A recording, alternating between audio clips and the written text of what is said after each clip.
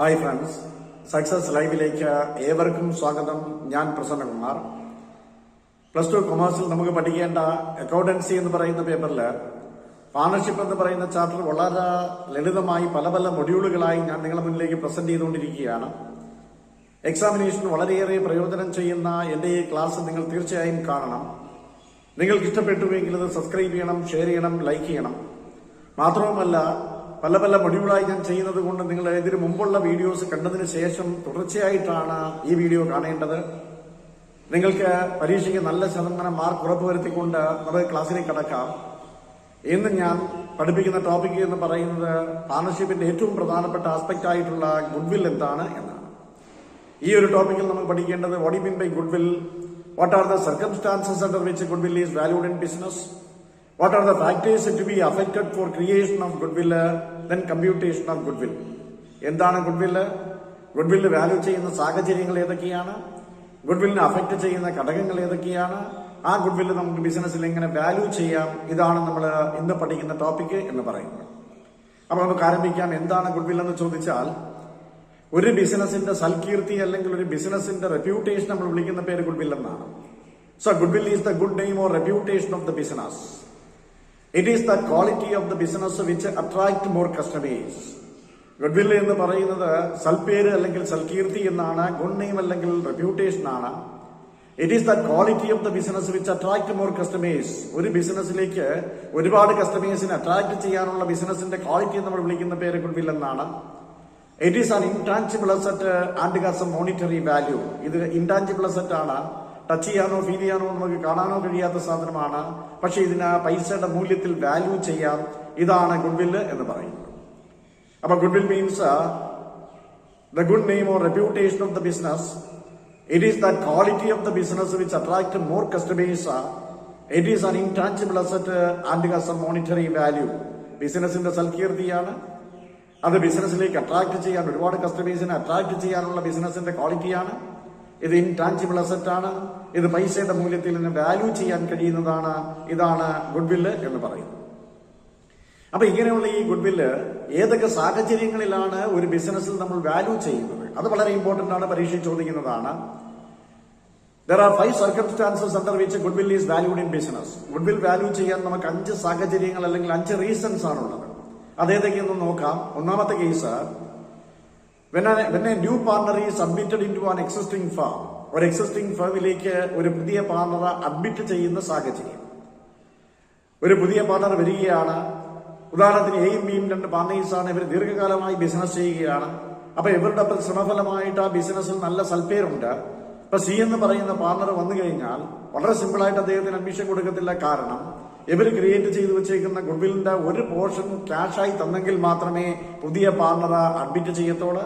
അപ്പൊ ആ സാഹചര്യത്തിൽ ഗുഡ്വിൽ എത്രയാണെന്ന് വാല്യൂ ചെയ്തെങ്കിൽ മാത്രമേ അദ്ദേഹം കൊണ്ടുവരേണ്ട ഗുഡ്വിൽ മനസ്സിലാവുകയുള്ളൂ. അപ്പൊ അതുകൊണ്ട് ഒന്നാമത്തെ സർക്കംസ്റ്റാൻസ് ഇതാണ്, when a new partner is admitted into an existing firm. ഇനി രണ്ടാമത്തെ കേസ് എന്ന് പറയുന്നത് when a partner retires or dies.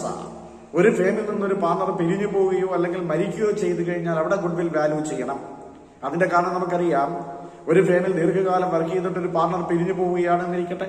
അങ്ങനെയാണെങ്കിൽ അയാൾക്ക് ഈ ഗുഡ്വില്ലിന്റെ ഷെയർ കൊടുക്കണമെങ്കിൽ അത് എത്ര രൂപയാവുമെന്ന് കണ്ടുപിടിച്ചെങ്കിൽ മാത്രമേ കൊടുക്കാൻ പറ്റുള്ളൂ.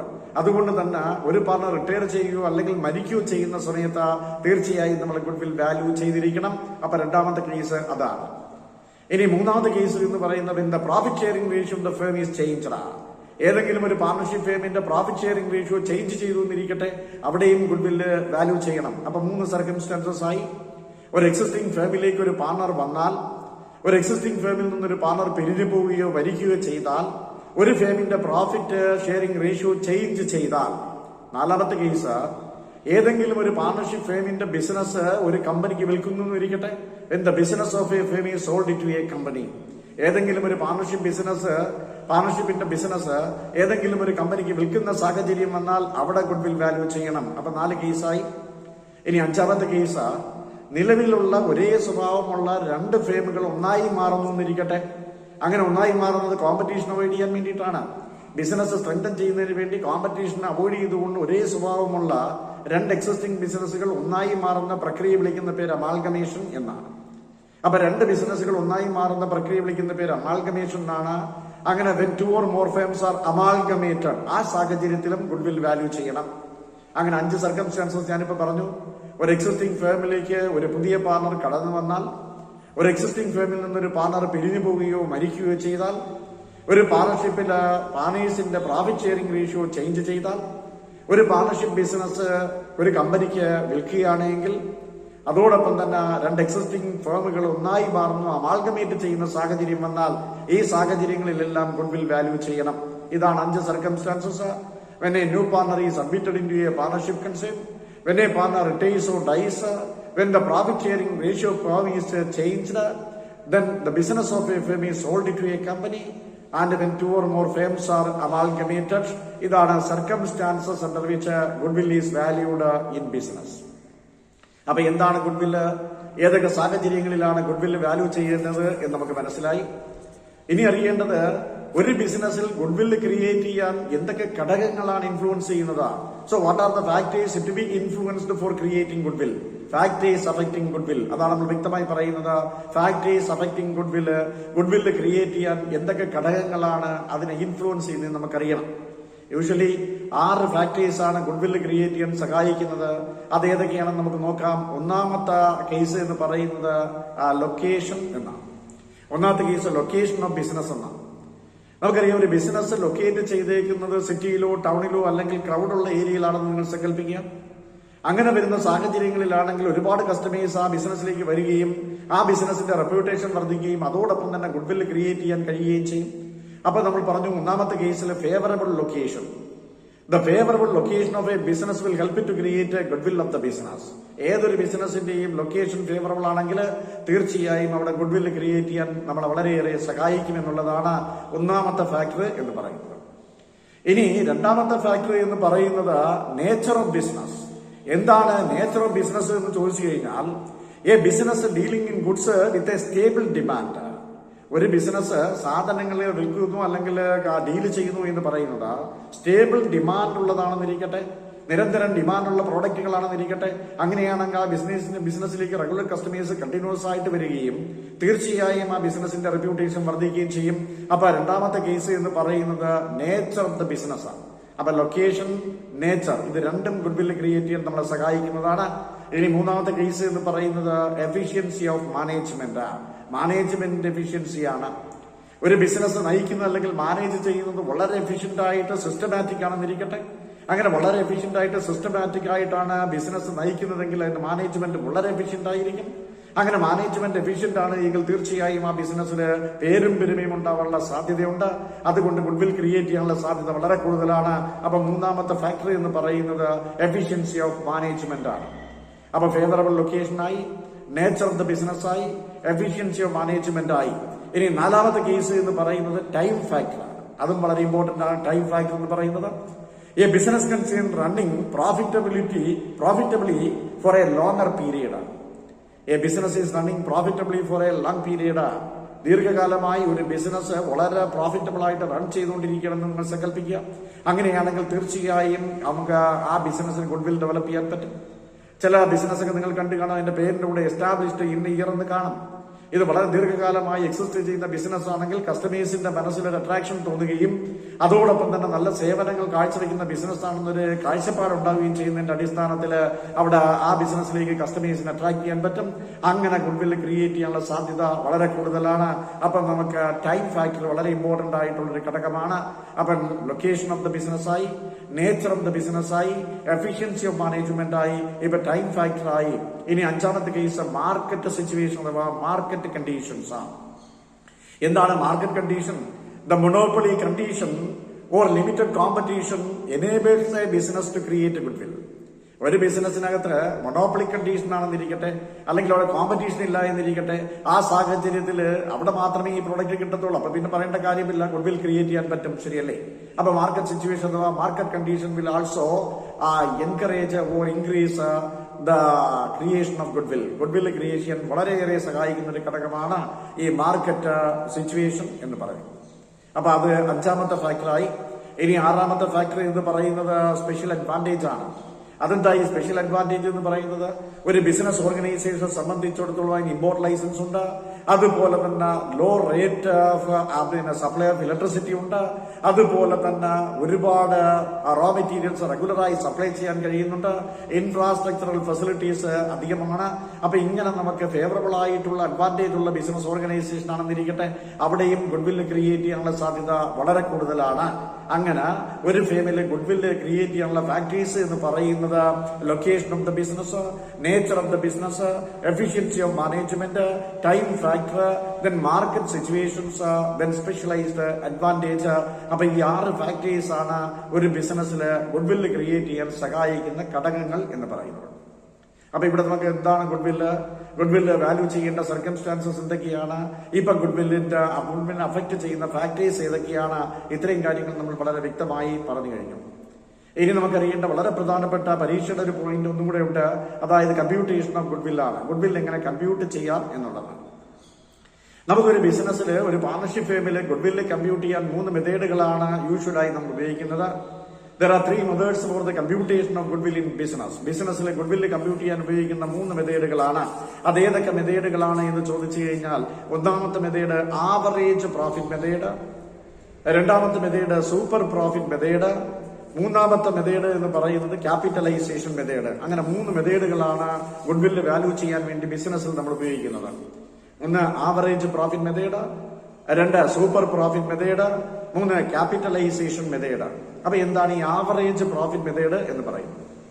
See, under the average profit method, the average profit is calculated first. ഇവിടെ നമുക്ക് 2 കാര്യങ്ങൾ തരും. ആവറേജ് പ്രോഫിറ്റ് കാണാൻ വേണ്ടിയിട്ട്, അല്ലെ ആ മെത്തേഡിൽ ഗുഡ്വില്ല് കണ്ടുപിടിക്കാൻ വേണ്ടി നമുക്ക് 2 കാര്യങ്ങൾ തരും. ഒന്ന് കഴിഞ്ഞ കുറേ വർഷത്തെ പ്രോഫിറ്റ് തരും, പിന്നെ പർച്ചേസിംഗ് ഇയറും തരും, നമ്പർ ഓഫ് പർച്ചേസിംഗ് ഇയറും തരും. അപ്പൊ കഴിഞ്ഞ വർഷത്തെ കുറേ വർഷത്തെ പ്രോഫിറ്റ് നമുക്ക് തന്നിട്ടുണ്ട്, അതോടൊപ്പം തന്നെ നമ്പർ ഓഫ് പർച്ചേസിംഗ് ഇയറും തന്നിട്ടുണ്ട്.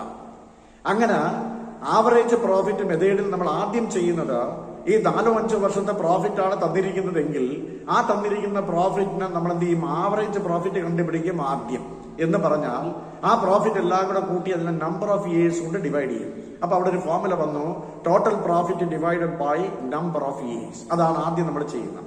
Under the average profit method, the average profit is calculated first.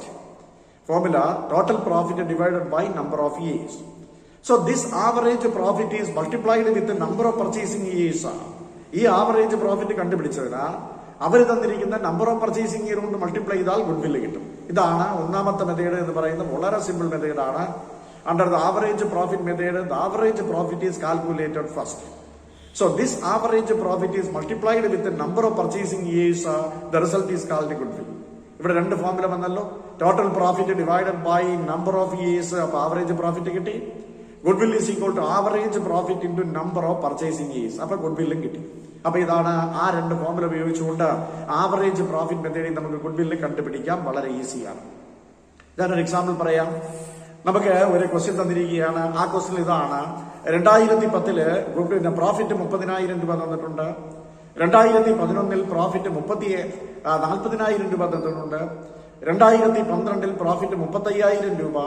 2013 45,000 രൂപ. 2014 50,000 രൂപ തന്നിട്ടുണ്ട്. ഇങ്ങനെ 5 വർഷത്തെ പ്രോഫിറ്റാണ് തന്നിരിക്കുന്നത്. ഒന്നുകൂടെ നമുക്ക് പറയാം, 30,000, 40,000, 35,000, 45,000, 50,000 ഇങ്ങനെ 5 വർഷത്തെ പ്രോഫിറ്റ് തന്നിട്ടുണ്ട്. Number of purchasing years 2 years, 2 വർഷത്തെ പർച്ചേസിംഗ് ഇയർ തന്നിട്ടുണ്ട്. ഇങ്ങനെ വന്നാൽ ആവറേജ് പ്രോഫിറ്റ് മെത്തേഡിൽ എങ്ങനെ ഗുഡ്വില്ല് കണ്ടുപിടിക്കാമെന്ന് ഞാൻ ആ എക്സാമ്പിളിലൂടെ കാണിച്ചു തരാം. ഇവിടെ ആദ്യം നമ്മൾ ചെയ്യുന്നത് ആവറേജ് പ്രോഫിറ്റ് കണ്ടുപിടിക്കുകയാണ്. അതിനുവേണ്ടി നമ്മൾ ഈ തന്നിരിക്കുന്ന 5 വർഷത്തെ പ്രോഫിറ്റ് ആയ 30,000 പ്ലസ് 40,000 പ്ലസ് 35,000 പ്ലസ് 45,000 പ്ലസ് 50,000 ഇതെല്ലാം കൂടെ കൂട്ടി അതിന് 5 കൊണ്ട് ഡിവൈഡ് ചെയ്തു. അപ്പൊ നമുക്ക് എന്ത് കിട്ടി? 2 ലക്ഷം രൂപ പ്രോഫിറ്റ് കിട്ടി. ആ 2 ലക്ഷത്തെ 5 കൊണ്ട് ഡിവൈഡ് ചെയ്തപ്പോഴത്തേക്ക് 40,000 രൂപ പ്രോഫിറ്റ് കിട്ടി. ആവറേജ് പ്രോഫിറ്റ് 40,000 ഈസി ആയിട്ട് കണ്ടുപിടിച്ചു. ടോട്ടൽ പ്രോഫിറ്റിന് 5 കൊണ്ട് ഡിവൈഡ് ചെയ്തു. അപ്പൊ 40,000 രൂപ നമുക്ക് ആവറേജ് പ്രോഫിറ്റ് കിട്ടി. ഈ കിട്ടിയ ആവറേജ് പ്രോഫിറ്റിന് 2 വർഷത്തെ പർച്ചേസിംഗ് ഇയർ കൊണ്ട് മൾട്ടിപ്ലൈ ചെയ്തപ്പോൾ നമുക്ക് ഗുഡ്വില്ലും കിട്ടി. അപ്പൊ ഈ 40,000 ഇൻറ്റു 2 എന്ന് പറയുമ്പോൾ 80,000 ആണ്. അപ്പൊ ഗുഡ്വില്ല് കണ്ടുപിടിച്ച് കഴിഞ്ഞു. 80,000 രൂപ ഗുഡ്വില്ല് കിട്ടി. അങ്ങനെ ആവറേജ് പ്രോഫിറ്റ് മെത്തേഡ് ആദ്യം ആവറേജ് പ്രോഫിറ്റ് കണ്ടുപിടിച്ചു. അതിനെ നമ്പർ ഓഫ് പർച്ചേസിംഗ് കൊണ്ട് മൾട്ടിപ്ലൈ ചെയ്തു. അപ്പൊ നമുക്ക് എന്ത് കിട്ടി? ഗുഡ്വില്ല് കിട്ടി. അപ്പൊ ഈ മെത്തേഡിൽ വളരെ സിമ്പിൾ ആയിട്ട് ഗുഡ്വില്ല് കണ്ടുപിടിക്കാം. ഇതാണ് ഒന്നാമത്തെ മെത്തേഡ് എന്ന് പറയുന്നത്. ഇനി രണ്ടാമത്തെ മെത്തേഡ് എന്ന് പറയുന്നത് സൂപ്പർ പ്രോഫിറ്റ് മെത്തേഡാണ്. എന്താണ് ഈ സൂപ്പർ പ്രോഫിറ്റ് മെത്തേഡ് എന്ന് പറയുന്നത്? Under the super profit method the super profit is calculated first. ഇവിടുത്തെ വ്യത്യാസം നോക്കൂ. ആവറേജ് പ്രോഫിറ്റ് മെത്തേഡിൽ നമ്മൾ ആദ്യം കണ്ടുപിടിച്ചത് ആവറേജ് പ്രോഫിറ്റ്. സൂപ്പർ പ്രോഫിറ്റ് മെത്തേഡിൽ നമ്മൾ ആദ്യം കണ്ടുപിടിക്കുന്നത് സൂപ്പർ പ്രോഫിറ്റ് മെത്തേഡ്. ഇനി ഗുഡ്വില്ല് കണ്ടുപിടിക്കാൻ വേണ്ടി ആവറേജ് പ്രോഫിറ്റ് മെത്തേഡിൽ average profit number of purchasing കൊണ്ട് മൾട്ടിപ്ലൈ ചെയ്താൽ, സൂപ്പർ പ്രോഫിറ്റ് മെത്തേഡിൽ super profit number of purchasing കൊണ്ട് മൾട്ടിപ്ലൈ ചെയ്താൽ മതിയാവും. അപ്പൊ നമുക്ക് വളരെ ഈസി ആണല്ലോ. ആവറേജ് പ്രോഫിറ്റിന്റെ സ്ഥാനത്ത് സൂപ്പർ പ്രോഫിറ്റ് ചേർത്താൽ മതി. So under the super profit method the super profit is calculated first.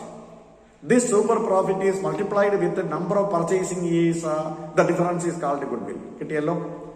അപ്പൊ ഇവിടെ നമുക്ക് സൂപ്പർ പ്രോഫിറ്റ് എന്താണെന്ന് അറിഞ്ഞുകൂടാ, അതൊന്നറിയണം. നമുക്ക് സൂപ്പർ പ്രോഫിറ്റ് എന്താണ് എന്നറിയണം. ഞാനൊരു എക്സാമ്പിൾ നിങ്ങൾക്ക് പറഞ്ഞു തരാം. എന്റെ കയ്യിൽ 5 ലക്ഷം രൂപയുണ്ട്. അപ്പൊ ഈ 5 ലക്ഷം രൂപ എന്ന് പറയുന്നത് അതിനെ വിളിക്കുന്ന പേര് ക്യാപിറ്റൽ എംപ്ലോയിഡ് എന്നാണ്. എന്റെ കയ്യിൽ മുതൽ മുടക്കാനുള്ള 5 ലക്ഷം രൂപയാണ്.